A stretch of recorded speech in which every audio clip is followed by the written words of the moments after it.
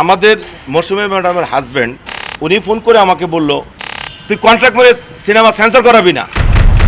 এর এই হুমকির মানে কি, যে সিনেমা রিলিজ দিতে হলে তোর কিছু টাকা পয়সা দিতে হবে। হয়তো আজকের পরে আবার একটা অডিওর জন্য চাপ দিবে, আবার একটা অডিও দিবেন। কাগজপত্র না থাকলে ওদের সাথে ইনকাম করা যা কট সাথে সাথে। আমাদের মৌসুমী ম্যাডামের হাজব্যান্ড উনি এই দেখেন 18 এপ্রিল আমাকে একটা কল দিয়েছে, এই যে দেখেন উনি ফোন করে আমাকে বলল, তুই কন্ট্রাক্ট করে সিনেমা সেন্সর করাবি না। আমি কি জানিস, আমি আমার লোড নিতে পারবি না। আরে ভাই, আপনি এত ওজন ধর একটা লোকের লোড আমি কেমনে নেব? লোড কমান, তারপরে লোড নিব, অসুবিধা নাই। আমি বলছি আপনার সাথে তো আমার এই ধরনের কথাই নাই, আপনি আমাকে লোড নিতে পারেন না, মানে আমাকে হুমকি দিচ্ছে। এর এই হুমকির মানে কি, যে সিনেমা রিলিজ দিতে হলে তোর কিছু টাকা পয়সা দিতে হবে। বাবা রে, এত বছর পর চিত্রনায়িকা মৌসুমী আপনার লাখ ফেভার করেছে আল্লাহ।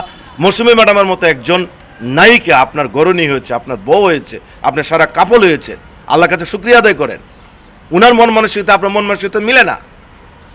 আপনার সিনেমার সময় দুনিয়া টাকা খরচ হয়, টেনে টুনে এসে যতবার প্রডিউসার সিনেমার সময় দাঁড় করে এনে সিনেমা রিলিজ করতে হয়। এখন তো আপনি হেল্প করবেন, আপনি উল্টা ভাষ্য এটা দিতে পারবেন না, মানে কি টাকা চাচ্ছে, অ্যাজ লাইক চাঁদা। আপনি তো ভাই অভিনয় করেন নাই, অভিনয় করছে আপনার ওয়াইফ, আপনি এটা আমাকে কেন বলবেন? Where you? হঠাৎ কেটে দিল।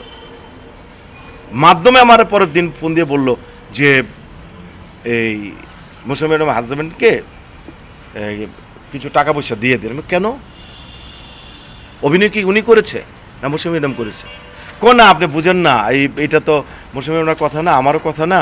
উনি ফোন দিয়ে হঠাৎ করে, এখন কি করবেন? আমি বলছি ভাই কোনো অসুবিধা নেই, আমি তো আল্লাহর মতো এভরিকে প্রতি বছর একবার আসতে হয়, যেহেতু আমার কাগজপত্র দেশে।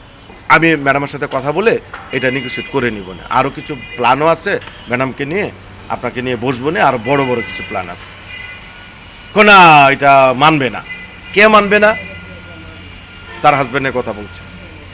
আরে ভাই, আমি তো বোকা হয়ে গেলাম গা। এটা কি চাঁদা না? আমার সিনেমা রিলিজ দিতে পারছি না এই মুহূর্তে, দুনিয়া ক্যাচাল চলছে, দুনিয়ার খরচ যাচ্ছে, উনি মানবে না। এর মানে কি ধরনের প্রেশার দিলে মৌসুমী ম্যাডাম বলতে বাধ্য হয়েছে, অডিও দিতে বাধ্য হয়েছে? এটা তো বাংলার দর্শকরা জানে না, উল্টাপাল্টা চিট বাটপার বলে। আরে ভাই, আমার 38 ইয়ার্স রানিং আমি মিডিয়াতে, আমার বিন্দু পরিমাণে একটা কজ দেখান, একটা বদনাম বলেন, সাংবাদিক বইয়ের আসেন বলেন, আপনারা তো ভালোবাসেন, নিউজ করছেন, বলেন একটা ব্যাড নিউজ হয়েছে কখনো? আল্লাহর মতো হয়নি, ইনশাল্লাহ হবেও না। আমি খুব হিসাব করে চলি। পরিচালক সমিতি তার পক্ষে কথা বলবেন না আমি যে ভোটার হয়েছি গভর্নমেন্টকে টাকা দিয়ে, পরিচালক সমিতির টাকা দিয়ে, প্রডিউসার সমিতির টাকা দিয়ে, তারা আমার পক্ষে কথা বলবে? কি কারণে? What is the proofed? এটা যে সিনেমা না নাটক, প্রমাণ দেখান। আবার উনি বলল তোমার কোন কন্ট্রাক্ট আছে? ভাই, আপনারা একবার আমেরিকাতে গেছেন, বলছেন কাগজপত্র না থাকলে ওদের সাথে ইনকাম করা যা কট সাথে সাথে। জানেন না আমি ডলার দিয়েছি, করে নাই। দেশবাসী আপনারা জেনে রাখেন, লেনদেন হয়েছে। আমি বলেছি, মাধ্যম বলেছে যে না কোনো কন্ট্রাক্ট হবে না। এই দেশে কন্ট্রাক্ট করলে এটা আবার ট্যাক্স বের দিতে হবে, এটা গভর্নমেন্ট আবার এইগুলা করবে। তো যেহেতু না কাগজপত্র নাই, তখন হয়নি। তো আমি ভালো লাগার থেকে করিনি কন্ট্রাক্টটা। এটা কি আমার অন্যায়?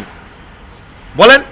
আপনারা যা বিভিন্ন কথা লিখছেন, ভাই আগে সিনেমা হলে যান, সিনেমাটা দেখেন, তারপর আমার বিরুদ্ধে লেখেন, যা খুশি লেখেন। সিনেমা না নাটক, এটা আগে প্রমাণ হোক।